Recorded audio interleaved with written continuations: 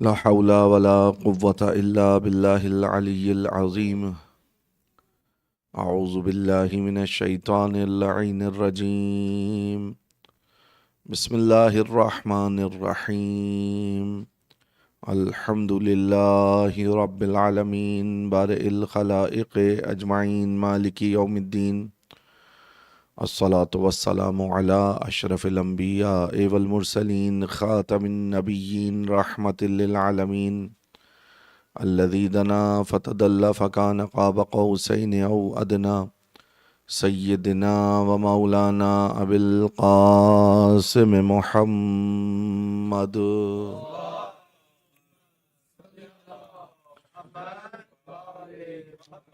وأهل بيته الطيبين الطاهرين المعصومين المظلومين الذين أذهب الله عنهم الرجس وطهرهم تطهيرا.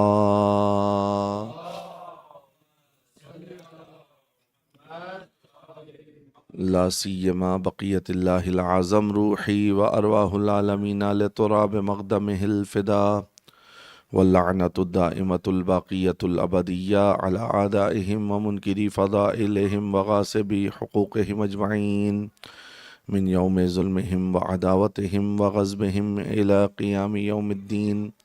أما بعد، قال الله: فأعوذ بالله من الشيطان الرجيم. بسم الله الرحمن الرحيم.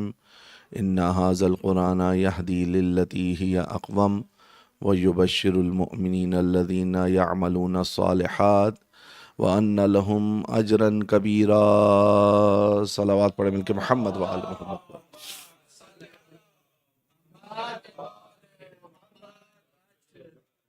دعا گو ہیں پروردگار بحق محمد و آل محمد ہم سب کی اس قلیل سی عبادت کو اپنی بارگاہ میں قبول فرمائے.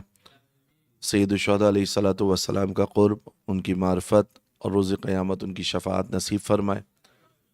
ہمارے کاموں میں کہ جو دین کے لیے انجام دے رہے ہیں یا دین کی خاطر انجام دے رہے ہیں یا جس کی وجہ سے دینی کام انجام پا رہے ہیں، ان سب میں برکت نصیب فرمائے انشاءاللہ، اور ہم سب کی کاوشوں کو اپنی بارگاہ میں قبول فرمائے. ہدایت قرآن کے عنوان سے چند ایک نکات آپ کے سامنے بیان کیے گئے. سورہ مبارکہ بنی اسرائیل کے جس کا دوسرا نام اسرا بھی ہے، اس کی 9ویں آیت میں اللہ تعالیٰ ارشاد فرما رہا ہے: ان ھذا القرآن یہدی للتی ہی اقوم. یقیناً یہ قرآن اس راستے کی طرف رہنمائی کرتا ہے، ہدایت کرتا ہے کہ جو انتہائی سیدھا ہے، شفاف ہے، واضح ہے. ویبشر المؤمنین، اور یہ قرآن بشارت دیتا ہے مومنین کو. کن مومنین کو؟ الذین یعملون الصالحات، وہ مومنین کے جو اعمال صالح انجام دیتے ہیں. یعنی ایک مرحلہ ہے ایمان کا، اور اس کے ساتھ فوراً دوسرا مرحلہ قرآن نے جگہ جگہ بیان کیا عمل صالح کا. یہ ایمان اور عمل صالح ایک دوسرے کے ساتھ لازم و ملزوم ہے. ان لہم اجرا کبیرہ، بشارت کیا دیتا ہے کہ بے شک ان صاحبان ایمان و صاحبان عمل کے لیے ایک بہت بڑا اجر پروردگار عالم نے رکھا ہے. یہ ریوارڈ جو پروردگار عالم نے رکھا ہے، یہ جزا جو پروردگار عالم نے رکھی ہے، یہ آج مجھے اور آپ کو نظر نہیں آ رہا. اگر ہم اپنی زندگی پر غور کریں تو علماء اخلاق یہ کہتے ہیں کہ ہماری زندگی کے 5 یا 6 فیزز ہیں. ان فیزز کی طرف اگر میں اور آپ نگاہ کریں یا آسان کر دوں کہ ہم اس وقت جس عالم میں زندگی گزار رہے ہیں، یہ ہمارا تیسرا عالم ہے. ہمارا ایک عالم وہ تھا، ایک دنیا ہماری وہ تھی، اور آسان کر دوں کہ جہاں پر ہماری روحیں موجود تھی، جسم موجود نہیں تھے. پھر اذن ملا، وہ روح منتقل ہوئی شکم مادر میں، بدن بنا، اپنے مخصوص مدت کے بعد ہم اس دنیا میں آئے. ایک دنیا وہ کہ جہاں سے ارواح تھیں، ایک دنیا شکم مادر، ایک دنیا اب جس میں میں اور آپ زندگی گزار رہے ہیں. اب ایک دنیا آئے گی برزخ کی، اور پھر اس کے بعد ایک دنیا برزخ کے بعد محشر کی آئے گی. اور بعض لوگ جو 6 عالم کہتے ہیں، وہ پھر محشر کے بعد جو فیصلہ ہوگا. اور انشاءاللہ محبان اہل بیت کے لیے فیصلہ سنا دیا گیا ہے کہ اگر اہل بیت اطہار علیہ السلام کی راہ پر ہم چلنے والے انشاءاللہ اور ان کی ولایت پر عمل کرنے والے ہوئے تو پھر وہ ابدی نعمتیں اور سعادتیں ملیں گی. بس ذرا سی توجہ میں آپ کی اس طرف مبذول کر رہا ہوں کہ معاملہ کیا ہوا کہ آپ اور میں اس فرش ازا پر آنے کے قابل ہو گئے. سوال پیدا ہوتا ہے یا نہیں ہوتا کہ کیوں دوسرے افراد فرش ازا پر نہیں آ پا رہے ہیں؟ تو جواب ہمارا کیا ہے؟ کیا اس میں ہمارے پاس نتیجہ آئے گا کہ میں اور آپ فرش ازا پر آ گئے؟ نتیجہ یہ ہے کہ وہاں پر روحوں نے کچھ اعتراف کیا تھا. اس اعتراف کے نتیجے میں خصوصاً ہم میں سے جو لوگ بایولوجیکل شیعہ ہیں، خود شیعہ گھرانے میں پیدا ہوئے ہیں، وہ اسی طرح معاملہ ہے کہ وہاں پر کچھ اعتراف کیا تھا جس کی وجہ سے نعمت مل گئی. اچھا، وہ افراد جو کل تک اہل بیت اطہار علیہ السلام کے نام نہیں لیتے تھے آج لینے کے قابل ہوں گے، ان کا کیا معاملہ ہے؟ یہ لطف پروردگار عالم ہے کہ اس عالم میں بھی اس نے دروازے کو بند نہیں کیا. ممکن ہے میرے کسی جوان کے ذہن میں، کسی بچے کے ذہن میں سوال ہے کہ جناب اس عالم کے معاملے کا اس دنیا کے اندر کیا اثر ہونا چاہیے، کیوں اثر ہونا چاہیے؟ جو میں نے 5 عوالم آپ کے سامنے بیان کیے، ان میں سے تیسرا عالم یہ دنیا ہے.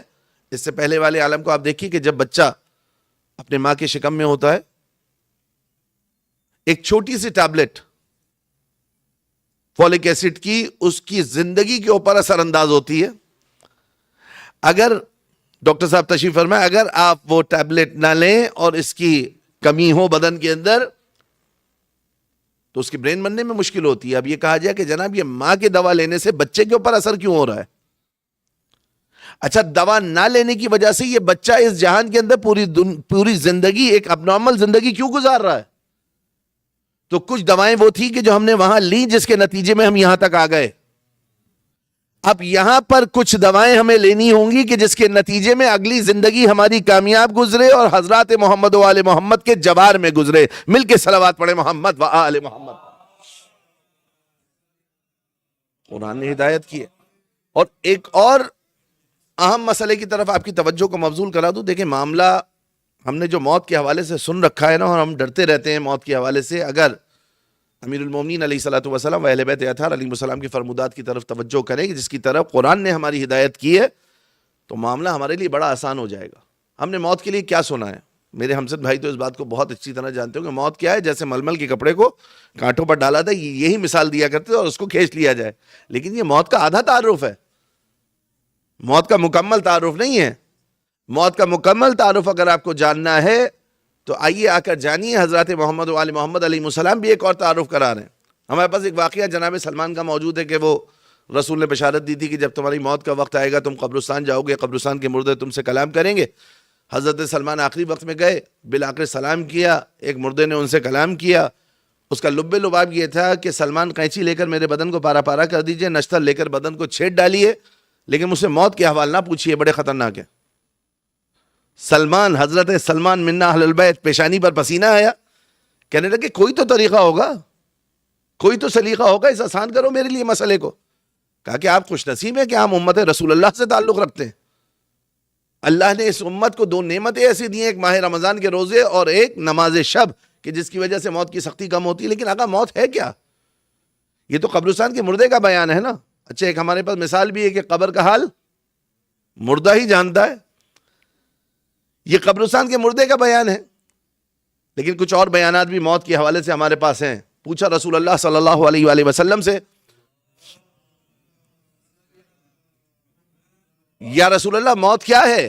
تو رسول اللہ نے جواب دیا، الموت کالجسر، موت تو ایک پل کی مانند ہے جو تمہیں یہاں سے وہاں منتقل کرتی ہے، جو اس جہان سے اس جہان کے اندر تمہیں منتقل کرے گی. اور سمجھائیے مولا موت کیا ہے؟ کہا موت ایسے ہی ہے کہ جیسا تم پرانا لباس اتار کر خوشبودار اور نیا لباس پہن لو. سبحان اللہ. امیر المومنین سے پوچھا موت کیا ہے؟ کہا خدا کی قسم ابو طالب کا بیٹا موت سے ایسے مانوس ہے جیسے بچہ شیر مادر سے مانوس ہوتا ہے. اور معاملہ آگے بڑھا، کربلا کاروان جا رہا تھا، حضرت علی اکبر علیہ السلام نے سوال کیا کہ بابا یہ کلمہ استرجاع کیوں پڑھا، انا للہ و انا الیہ راجعون؟ کہا بیٹا میں دیکھ رہا ہوں جیسے جیسے یہ کاروان بڑھ رہا ہے اپنی موت کی جانب بڑھ رہا ہے. سوال کیا، یا ابتا السنا علی الحق، بابا کیا ہم حق پر نہیں ہیں؟ اور ہر دفعہ آقا سوال اس لیے نہیں ہوتا کہ سوال کرنے والا جانتا ہی نہیں ہے کہ حق پر ہیں یا نہیں ہے. نہیں ہے، معاملہ یہ نہیں ہے. بعض دفعہ سوال اس لیے کیا جاتا ہے کہ اس کے پیچھے ایک اہم مطلب پوشیدہ ہوتا ہے.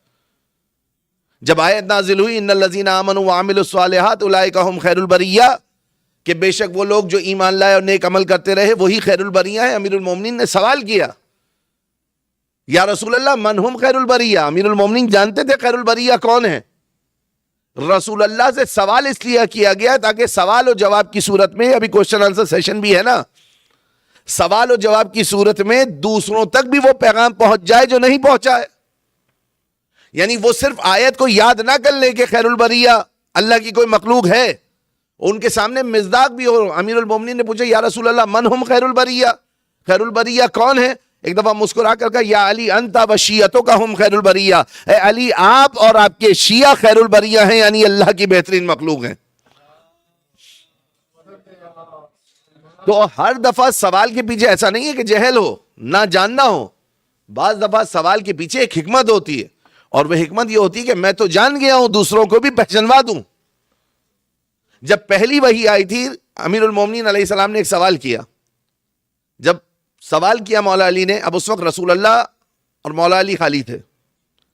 اب جب سوال کیا ہے نا رسول اللہ سے، تو ایک مرتبہ رسول اللہ نے امیر المومنین کو جواب نہیں دیا کہ وہ صدا کس کی تھی. کہ یا علی انت تسمع ما اسمع و ترى ما ارى، اے علی تم وہی سنتے ہو جو میں سنتا ہوں، اے علی تم وہی دیکھتے ہو جو میں دیکھتا ہوں. پھر یہ سوال کیسا؟ یعنی آپ اس اہمیت کو بتائے کہ علی تمہارا مقام کیا ہے، اور یہ جملات پھر آ کر اپنے اصحاب کے درمیان بتائے کہ علی کا مقام کیا ہے. تو میں عرض کر رہا تھا کہ سوال ہر مرتبہ ایسا نہیں ہوتا کہ جس کے پیچھے نہ جاننا ہو. یہاں علی اکبر علیہ السلام کا سوال ایسا ہی ہے کہ یا بتا السنا علی الحق، بابا کیا ہم حق پر نہیں ہیں؟ کہ فرزند حق پر ہیں. کہا کیا فرق پڑتا ہے بابا، ہم موت پر جا پڑے یا موت ہم پر آ جائے؟ آپ نے اس قبرستان کے مردے کی بات سنی کہ قینچی لے کر میرے بدن کو کاٹ ڈالیے، نشتر لے کر میرے بدن کو چھیڑ ڈالیے، مگر موت کے حوال نہ پوچھیے. آل محمد موت کو کیا بتا رہے؟ نیا لباس، پل کی مانند. کیا فرق پڑتا ہے موت ہم پر آ پڑے یا ہم موت پر جا پڑے؟ شب عاشوراء ہی حضرت قاسم سے سوال کیا. حضرت قاسم نے امام حسین سے سوال کیا کہ چچا جان کیا میرا نام بھی محضر میں ہے؟ اس سے پہلے کہ امام حسین جواب دیتے، امام حسین علیہ الصلوۃ والسلام نے سوال کیا یا بنیا کیف الموت عندک، اے میرے لال، اے میرے شہزادے، اے میرے قاسم، یہ بتاؤ تمہارے نزدیک موت کیسی ہے؟ کہ احلا من العسل، امو جان، چچا جان، میرے نزدیک موت شہد سے زیادہ میٹھی ہے. اگر جان شہد کو فقط آپ یہ مت سمجھیے گا کہ ایک شیریں چیز کا، ایک میٹھی چیز کا قاسم نے ذکر کیا ہے. شہد کو قرآن نے شفا بھی کہا ہے، شہد کے فضائل قرآن نے بیان کی ہیں، اور قرآن سے آل محمد کی آشنائی عجیب تھی. قرآن کی ہدایات کو وہ پہنچانے والے تھے. یہ حضرت قاسم ایسے ہی نئی شہد کی مثال دے رہے ہیں. حضرت قاسم بتانا چاہ رہے کہ جتنی رغبت ان قرآنی تعلیمات میں شہد کی طرف دلائی گئی ہے، اس سے زیادہ رغبت شہادت کی طرف دلائی گئی ہے. اب آپ نے موت کا پرسپشن آل محمد کا دیکھا کہ کیا ہے؟ ادھر اتنا سخت، ادھر اتنا شیریں. معاملہ کیا ہوا ہے آقا؟ ہدایت قرآن. معاملہ کیا ہوا ہے؟ ہدایت قرآن. معاملہ یہ ہوا ہے، یہ پانی میرے اور آپ کے سامنے رکھا ہوا ہے. یہی پانی آپ کسی صحت مند انسان کو جا کر دیں، جب وہ حالت پیاس میں ہو، وہ یہ کہے گا مجھے اس سے بڑی لذت محسوس ہو رہی ہے. وہ اللہ کی حمد کرے گا، آپ کا شکریہ ادا کرے گا. اور اسی پانی کو آپ جا کر کسی بیمار کو دے دیجئے. بھئی موت تو ایک ہے نا، یہ اس کے لیے شیریں اور ان کے لیے تلخ کیوں ہے؟ موت تو ایک ہی ہے، موت کے اندر تو کوئی فرق نہیں ہے. انسان خود اپنی موت کو تلخ اور شیریں بنا رہا ہے. ایک صلوات پڑھ لیں مل کے محمد و آل محمد پر.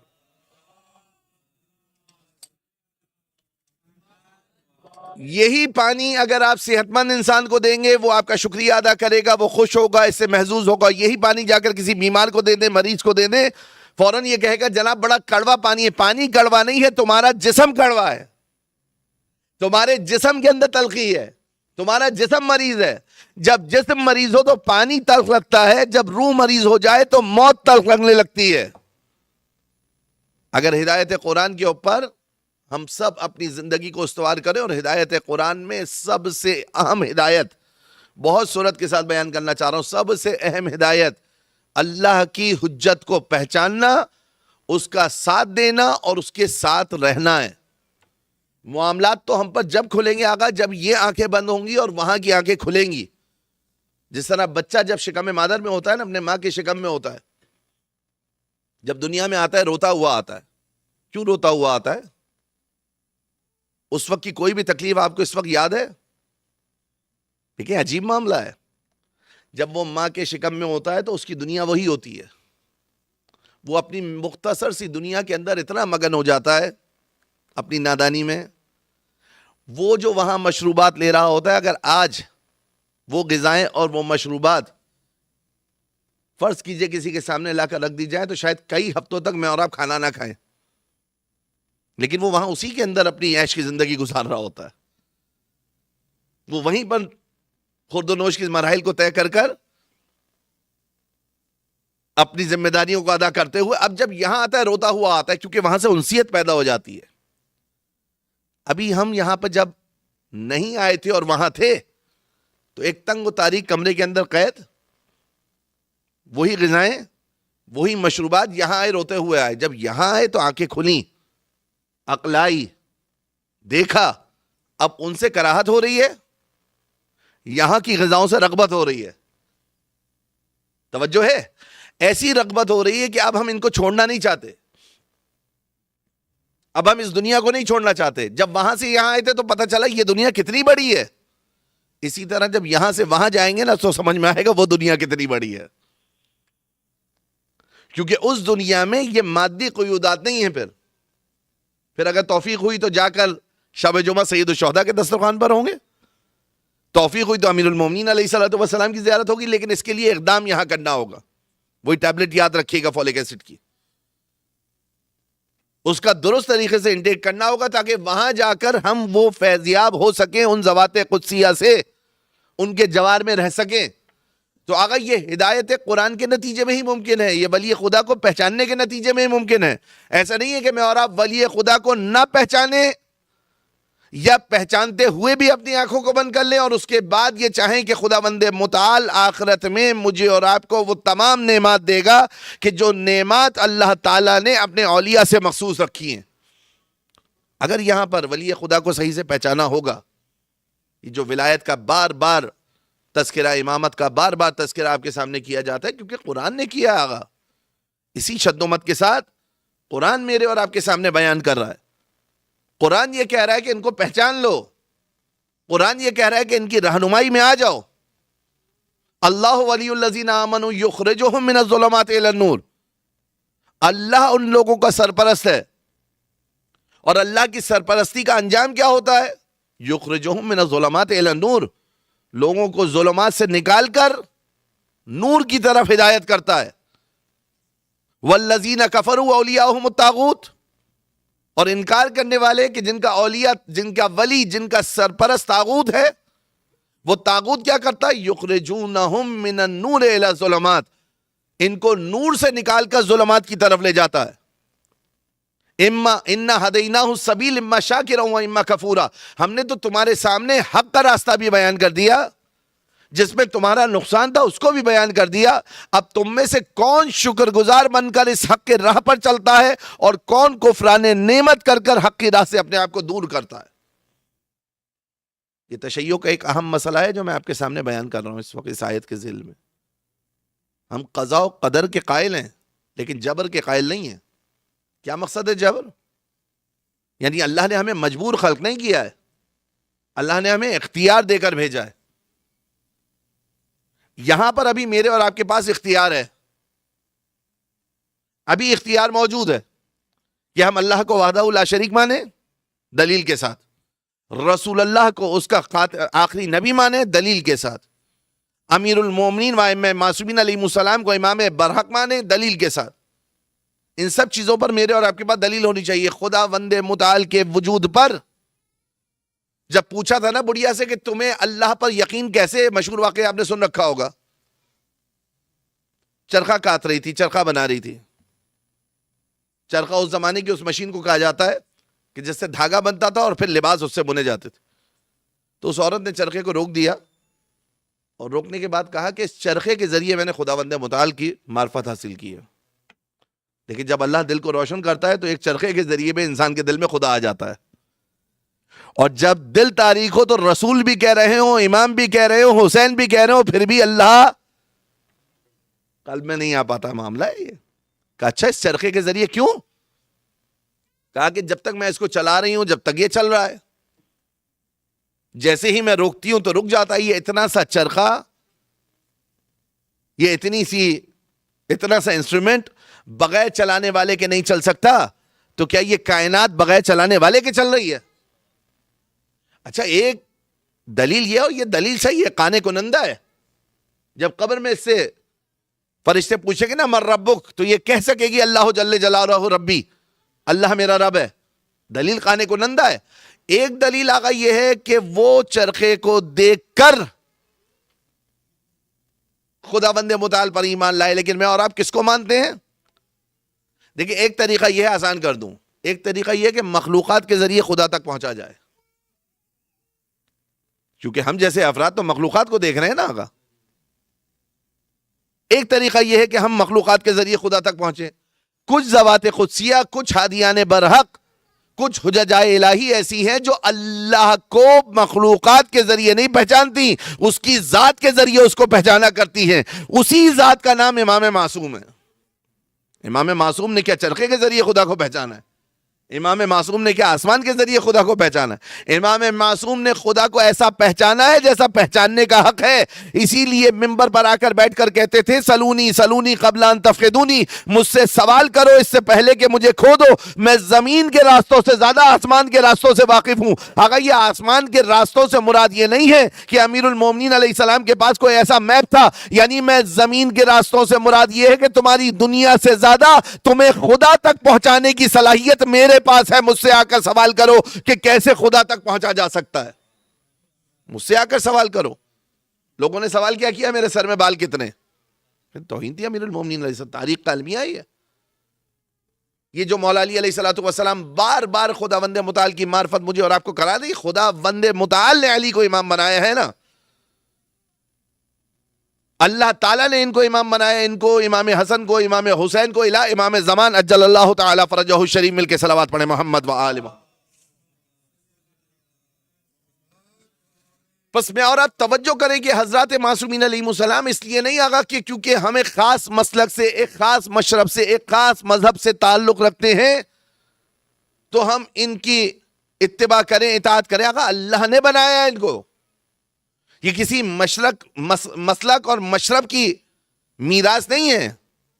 سید الشہداء علیہ السلام، ائمہ معصومین علیہ السلام، امیر المومنین علیہ السلام، ان تمام ذوات قدسیہ کے حقوق کو، ان کے حق کو جس انداز سے پائمال کیا گیا نا آقا، آپ یقین جانیے اگر کوئی کتنا ہی اعلیٰ ظرف انسان کیوں نہ ہوتا، اتنے حقوق کی پامالی کے بعد وہ اس طریقے سے پائے ثبات و استقامت کا اظہار نہ کر پاتا. یہ امیر المومنین تھے کہ جن کے سامنے ان کا حق لٹ رہا ہے، امیر المومنین علیہ السلام صبر کر رہے ہیں.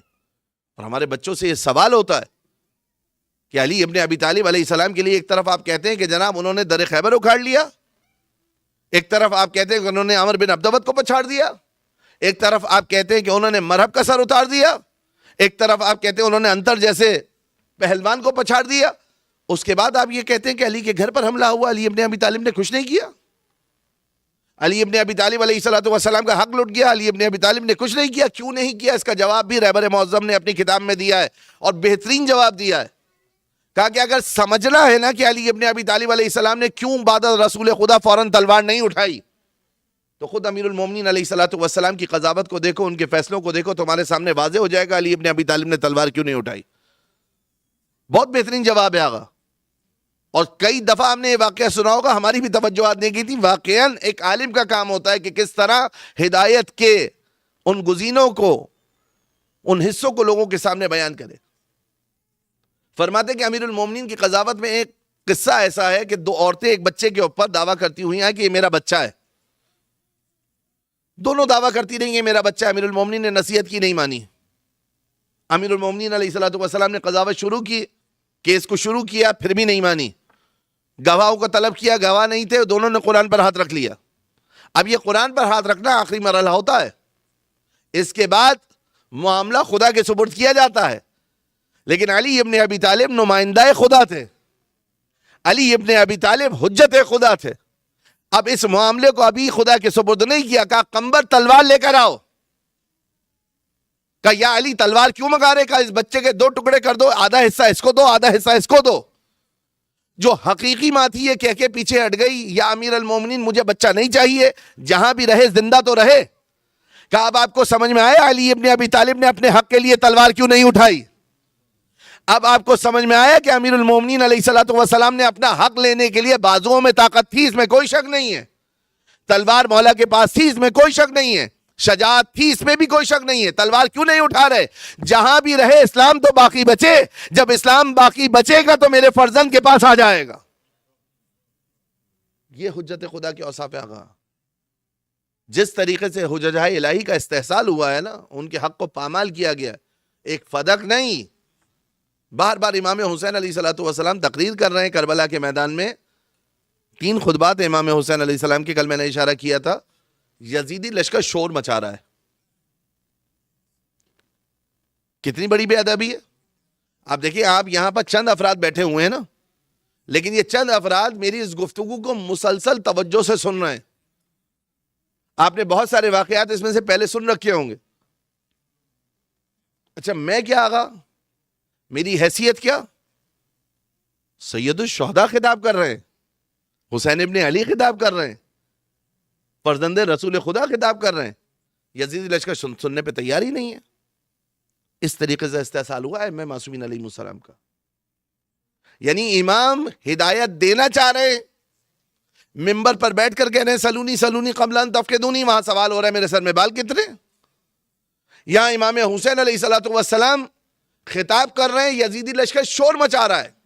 امام حسین علیہ الصلوۃ والسلام نے اس رمز کو، اس راز کو بتایا کہ تم میری بات کو کیسے سنو گے اور کیوں کر سنو گے اور کیوں نہیں سن رہے. کہا ملئت بطونکم من الحرام، تمہارے شکم حرام سے پر ہو چکے ہیں. جب شکم حرام سے پر ہو جائے نا تو آقا علی سمجھ میں نہیں آتا. جب شکم میں حرام آ جائے تو حسین سمجھ میں نہیں آتے، حسین کی بات سمجھ میں نہیں آتی. پس حجت خدا میرے اور آپ کے لیے قرآن کی طرف سے وہ ذات قدسیاں ہیں، وہ پاکیزہ ذوات ہیں کہ جن کی اتباع کا مجھے حکم دیا گیا. ختم کیا میں نے اپنی آرائز کو. بس اتنا سن لیجئے کہ لوگوں نے چاہا کہ ان سے دور کیا جائے. اب میری اور آپ کی ذمہ داری کیا ہے کہ لوگوں کو ان کے قریب لے کر آئیں. آخری جملات ہیں، پھر میں مصائب پر آ جاؤں گا. تشنگی موجود ہے اپنی جگہ، ذہن میں ہے. موضوع نامکمل رہا، ذہن میں ہے. ان کا ذکر ایسا ہے کہ جو واقعاً جتنی بھی ہم اس پر محنت کر لیں اور جتنے بھی آپ اور ہم مل کر اس کو نشر کرنا چاہیں، مگر کچھ نہ کچھ پہلو بلاخر تشنا رہ جاتے. مفاہیم کو اپنی جگہ پر رکھیں. کیونکہ آج کی مجلس بھی مختصر ہو گئی ہے کوشچن آنسر سیشن کی وجہ سے، انشاءاللہ اس میں بھی جواب دینے کی کوشش کریں گے. مفاہیم کو، یعنی دینی جو باتیں ہیں ان کو اپنی جگہ پر رکھیے، ان کو تبدیل نہ ہونے دیں. کل میں نے ایک اشارہ کیا تھا نا آقا، تولی اور تبری لوگوں کو جلانے کے لیے نہیں ہے. اس کا صحیح پروننسیشن تولی اور تبری ہے، جس کو ہم تبرہ اور تولا کہتے ہیں.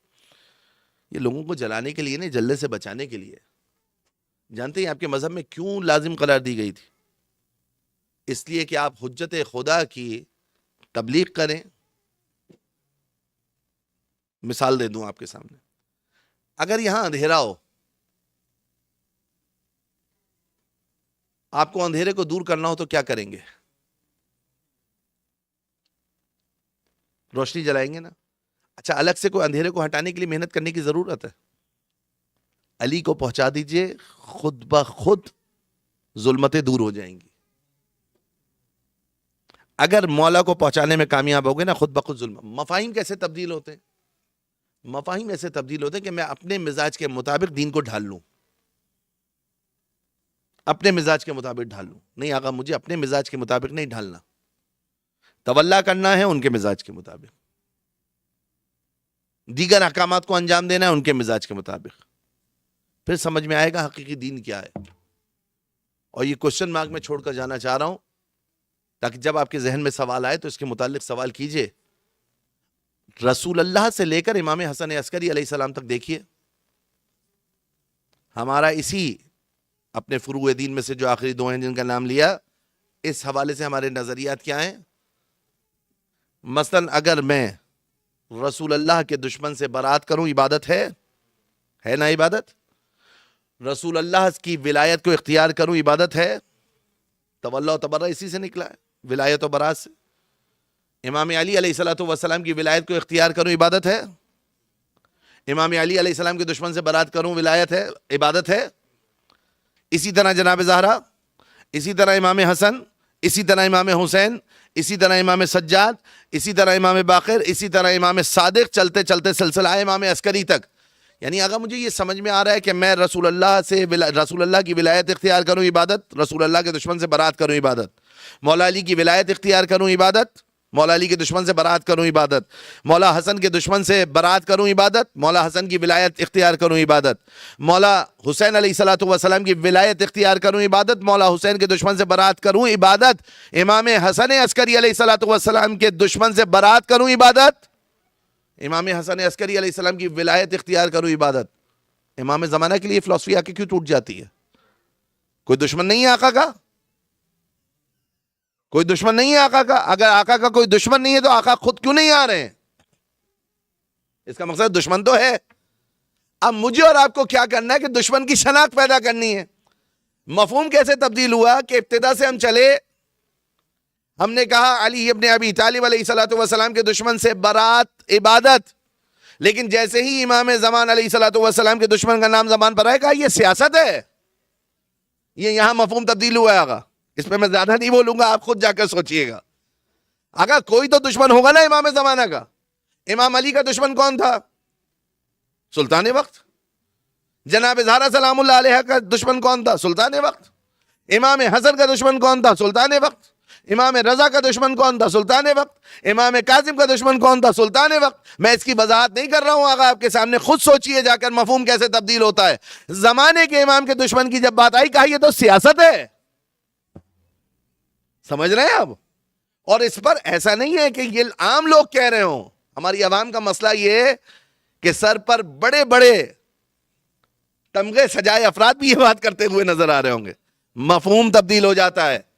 آپ مجھے بتائیے کہ امام زمانہ کا کوئی دشمن نہیں؟ جس طرح ان کی ولایت عبادت ہے، اسی طرح ان کے دشمن سے برات بھی عبادت ہے۔ برات سے مراد یہ نہیں ہے کہ میں اور آپ ہر وقت ایک تسبیح لے کر کوئی ورد جاپ کرتے رہیں، بلکہ برات سے مراد یہ ہے کہ میں اور آپ عملی طور پر امام زمان علیہ السلام کے ساتھ کھڑے ہوں اور ان کے غیر کے ساتھ نہ ہوں، ان کے غیر کے ساتھ نہ ہوں آقا۔ ان مفاہیم کو مجھے اور آپ کو سنبھالنا ہے آقا، ان مطالب کو مجھے اور آپ کو سمجھنا ہے۔ اگر ہدایت قرآن سے میں اور آپ یہ نہ سمجھ پائے، دیکھیں امام حسین علیہ السلام کے دور میں ہوا کیا۔ امام حسین علیہ السلام آیات پڑھ رہے ہیں حضرت موسیٰ علیہ السلام کے حوالے سے، فرعون کی مذمت میں۔ یقین جانیے اگر امام حسین علیہ السلام فرعون کے حوالے سے درس دے رہے ہوتے کہ فرعون بڑا بدقماش تھا، فرعون بڑا بدکار تھا، فرعون بہت برا تھا، لاکھوں کا مجمع، حسین ابن علی علیہ السلام کی خطابت ایسی تھی، امام تھے نا، لاکھوں کا مجمع سننے کے لیے آیا ہوتا حسین ابن علی علیہ السلام کیا کہہ رہے ہیں، لیکن امام حسین علیہ السلام نے فرعون پر اکتفا نہیں کیا، فرعون کے کردار کو یزید سے جوڑا۔ اب معاملہ پیچیدہ ہوا کہ کتنے آئے؟ 72۔ وہ جو 72 آئے امام حسین کے ساتھ، ان کو امام حسین علیہ السلام نے کہا انی لا عارفو، میں نہیں جانتا۔ اور جب یہ امام کہے نا انی لا عارفو انی لا علمو، میں نہیں جانتا، مجھے نہیں پتا، تو اس سے مراد یہ نہیں ہوتی مجھے نہیں پتا، یعنی ایگزسٹ ہی نہیں کرتی ایسی کوئی چیز، دنیا میں موجود ہی نہیں ہے۔ ابرا ولا اسکا ولا اطہرا من اہل بیتی، میں کسی ایسے گھر والوں کو نہیں جانتا کہ جو میرے گھر آنے سے یعنی اہل بیت محمد سے زیادہ پاکیزہ، باتقوی، نیکوکار، خوش صفات ہوں، ولا اصحابا من اصحابی، اور نہ ہی کسی کے ایسے ساتھیوں کو جانتا ہوں کہ جن کے اندر یہ اوصاف ہوں۔ یہ جو کربلا والوں کا ذکر آگا اتنا کیا جاتا ہے نا، جن کے لیے آپ اور میں اپنے پورے سال کی تمام تر توانائیوں کو سید الشہداء علیہ السلام کی قدموں میں بچھانا چاہتے ہیں، سبب یہ ہے۔ اپنے زمانے کے امام کے لیے ہم میں سے کوئی حر کا کردار ادا کرے، کوئی حبیب کا کردار ادا کرے، کوئی جون کا کردار ادا کرے، کوئی عابس کا کردار ادا کرے، اور پھر سمجھے کہ کیا راہ امامت میں قربانیاں دینے کا صلہ ہے۔ ہدایت قرآن و حجت خدا کس طرف، کس سمت میں مجھے اور آپ کو لے کے جانا چاہ رہے ہیں۔ امام حسین علیہ الصلوۃ والسلام جو اپنا مختصر سا یہ کاروان لے کر کربلا پہنچے ہیں نا، بڑے نابغہ افراد تھے، وقت نہیں ہے کہ میں آپ کے سامنے مفصل بیان کروں۔ ہو گیا عاشورہ، ہو گئی شہادت امام حسین علیہ السلام۔ کاش میں اپنا وہ درد دل آپ کے سامنے پہنچا پاؤں کہ لوگوں کو بتایا جائے کہ کل 50 سال کے بعد راکب دوش مصطفیٰ، گوہر تاج حلتا، حسین ابن علی کی شہادت ہو گئی کل 50 سال کے بعد، جناب زہرا کی 95 دن کے بعد، امام علی علیہ الصلوۃ والسلام کی 40 ہجری میں 30 سال کے بعد، 2930 سال کے بعد، امام حسن مجتبی علیہ الصلوۃ والسلام کی 50 ہجری میں 39 سال کے بعد، اور یہاں پر صرف 50 سال کے بعد امام حسین علیہ السلام کو قتل کر دیا گیا، بے جرم و بے خطا قتل کر دیا گیا۔ یہ ایک مرحلہ ہے، قتل کے بعد لاشے کو پامال کر دیا گیا، یہ دوسرا مرحلہ ہے۔ لوگوں نے آقا رسول اللہ کو اور امیر المومنین کو نہیں سمجھا۔ افسوس ہمارا یہی ہے، غم ہمارا یہی ہے۔ امیر المومنین کے سامنے جب ابن ملجم کو لایا گیا تھا، جانتے کیا وصیت کی تھی مولا نے؟ ابن ملجم کو لایا گیا، امیر المومنین علیہ الصلوۃ والسلام نے کہا حسن و حسین اگر میں ضربت کے نتیجے میں شہید ہو جاؤں تو اس کو صرف ایک ضربت لگانا، ایک ضرب لگانا، اس سے زیادہ کی اجازت نہیں ہے، اور اگر میں اس ضربت کے نتیجے میں شہید نہیں ہوا تو مجھے خود معلوم ہے مجھے کیا کرنا ہے۔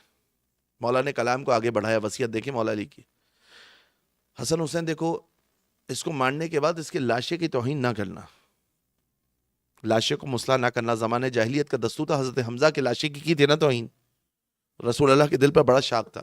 کہا میں نے اللہ کے رسول سے سنا ہے کہ لاشے کی توہین نہ کی جائے، چاہے لاشا کاٹنے والے نجس العین حیوان کا ہی کیوں نہ ہو۔ وہ جانور کے جو نجس العین ہوتا ہے نا، جس کا پورا وجود نجس ہوتا ہے، کہا اگر لاشا اس کا بھی ہو نا تو اس کی بھی توہین نہ کی جائے۔ ابن ملجم کے لاشے کی توہین نہ ہونے دینا۔ کون وصیت کر رہا ہے؟ علی ابن ابی طالب نا۔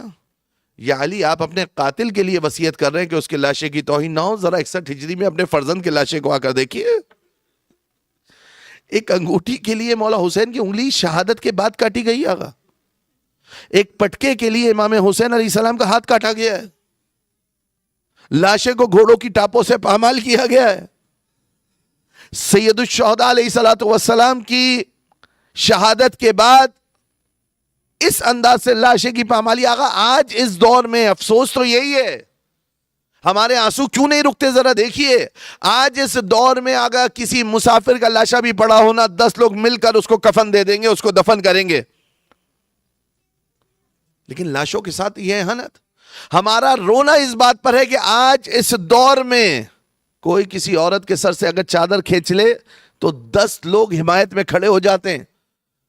ہائے افسوس اہل بیت اطہار علیہ السلام کی عطرت، ہائے افسوس زینب و ام کلثوم۔ کہا کہ ہمیں ترک و دیلم کے غلاموں کی طرح ہکایا گیا۔ جناب زینب نے ایک اصطلاح استعمال کی ہے کہ ہمیں کیسے دربار میں لایا گیا۔ کہا کہ جیسے اونٹبان شتربان اپنے اونٹوں کو اپنے ان کے مکان میں، ان کے استبل میں لانے کے لیے ہکاتا ہے نا، آواز نکالتا ہے، شور کرتا ہے تاکہ یہ اونٹ اس کے استبل میں چلے جائیں، کہ ہمیں اس طریقے سے شام لایا گیا ہے۔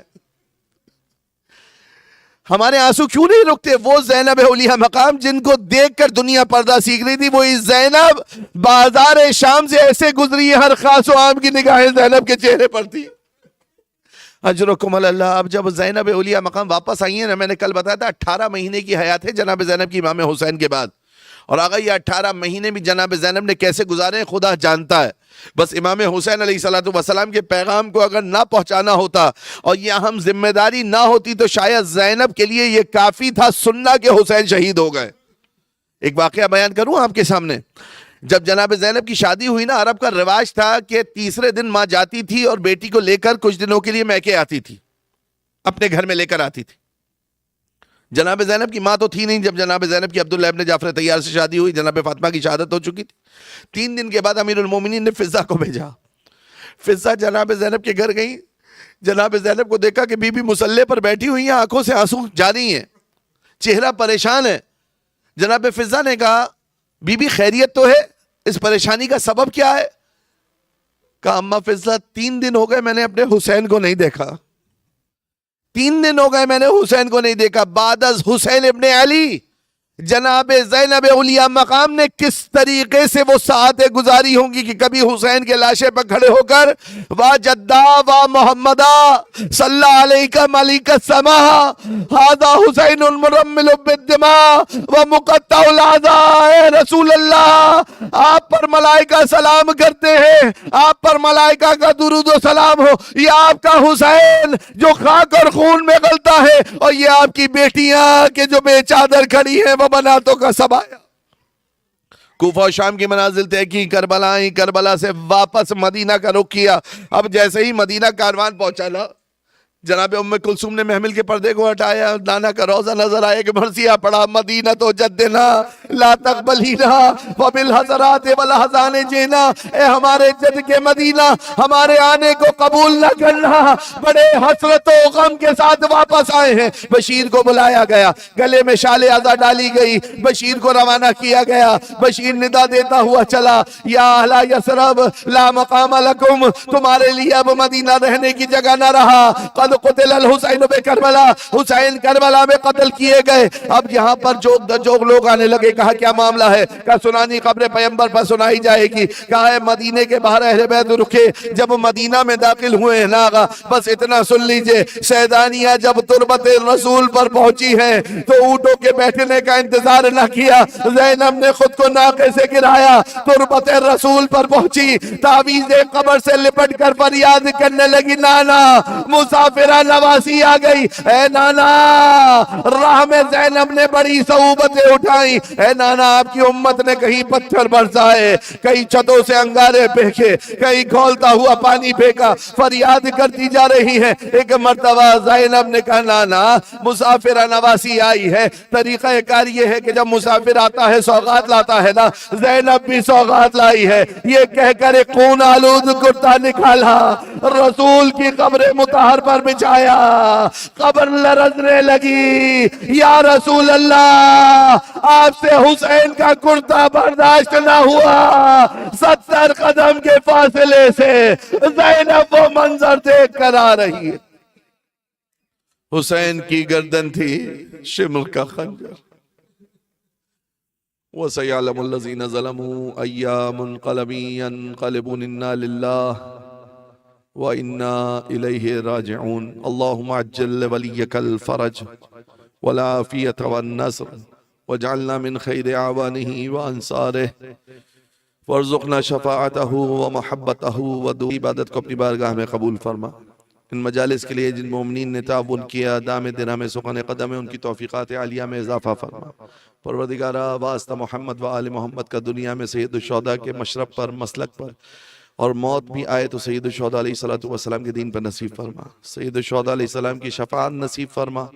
ربنا تقبل منا انک انت السمیع الدعاء بجاہ النبی الامین و آلہ الطاہرین ماتم حسین۔